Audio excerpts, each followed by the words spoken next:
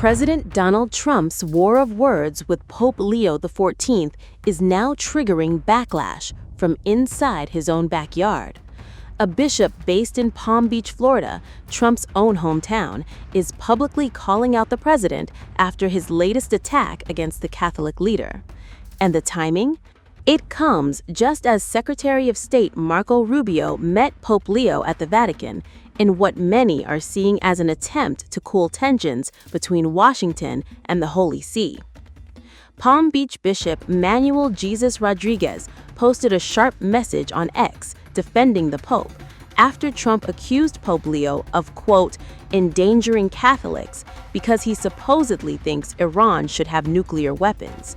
But the bishop wasn't having it.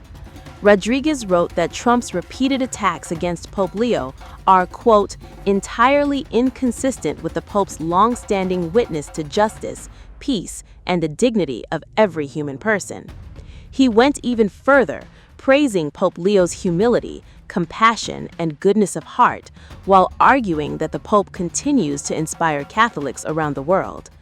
The bishop also tied the controversy to America's upcoming 250th anniversary celebrations, saying the country should instead be reaffirming values like respect, civility, and gratitude. And notably, Rodriguez highlighted that Pope Leo is the first American pope in history, making the clash even more politically and symbolically charged. Meanwhile, Rubio's Vatican visit is being closely watched after weeks of tension between Trump allies and the Pope, particularly over comments surrounding Iran and calls for peace in the Middle East. While Pope Leo has not directly responded to Trump's latest accusations, he did deliver a pointed message that many believed was aimed at the POTUS. A fresh war of words is now brewing again between the White House and the Vatican. President Donald Trump doubling down on explosive claims, alleging that Pope Leo XIV supports Iran having nuclear weapons. A claim that has now triggered a sharp and calculated response. Without naming Trump directly, the Chicago-born Pontiff chose his words carefully but made his stance crystal clear. On Tuesday, he said, quote, I have already spoken from the first moment. Peace be with you. The mission of the church is to preach the gospel, to preach peace. End quote. If anyone wants to criticize me for proclaiming the gospel, let them do so truthfully. End quote. A subtle but unmistakable pushback. The Pope didn't stop there. He went on to address the core of the controversy, nuclear weapons. Quote, the Church has spoken out against all nuclear weapons for years, so there is no doubt about that. End quote.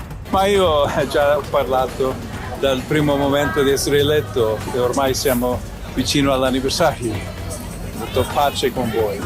E la missione della Chiesa predicare il Vangelo, predicare la pace.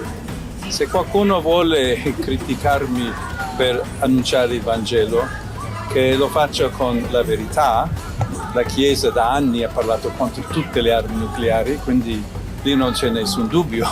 E quindi spero semplicemente essere ascoltato per il valore della parola di Dio. Grazie. Self-defense has traditionally always been allowed by the Church. So to talk about just war today, it's a very complex problem. You have to analyze it on many levels. But ever since the entrance into the nuclear age, the whole concept of war has to be reevaluated in terms today. And I always believe that it's much better to enter into dialogue than to look for arms and to support the arms industry, which gains billions and billions of dollars each year, instead of sitting down at the table, solving our problems, and using money to solve humanitarian issues, hunger in the world, etc. Thank you very much.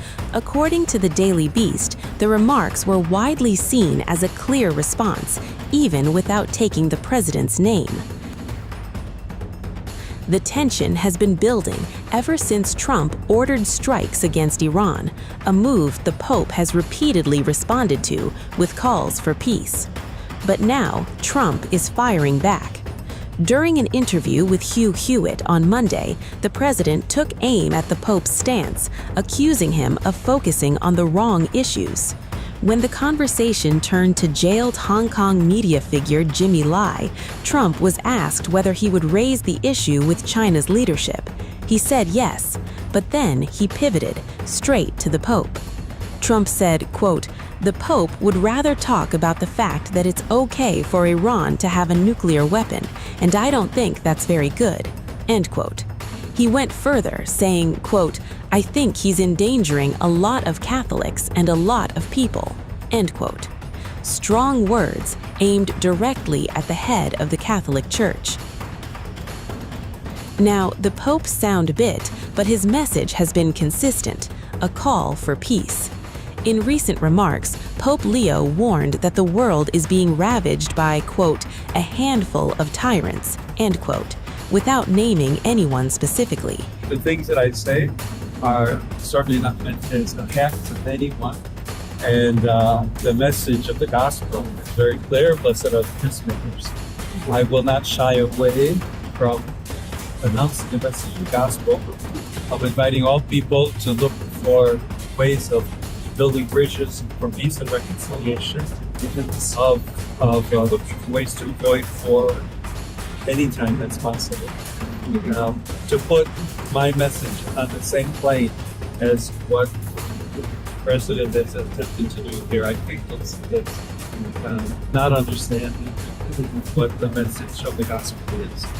And it's hard to hear that, but I will continue on what I call the mission of the church in the world. And when it comes to conflicts like the Middle East, his stance hasn't changed. Speaking before thousands at St. Peter's Basilica, he urged global leaders to step back from escalation. He said, quote, "Stop, it is time for peace. Sit at the table of dialogue, not at the table where rearmament is planned," end quote. On the issue of Jimmy Lai, the Pope has stayed away from direct political commentary, instead repeating a broader message, quote, "We must pray for peace, work for peace, and reduce hatred," end quote. But Trump clearly isn't convinced, and with a high-stakes meeting on the horizon, this war of words between politics and faith is only heating up.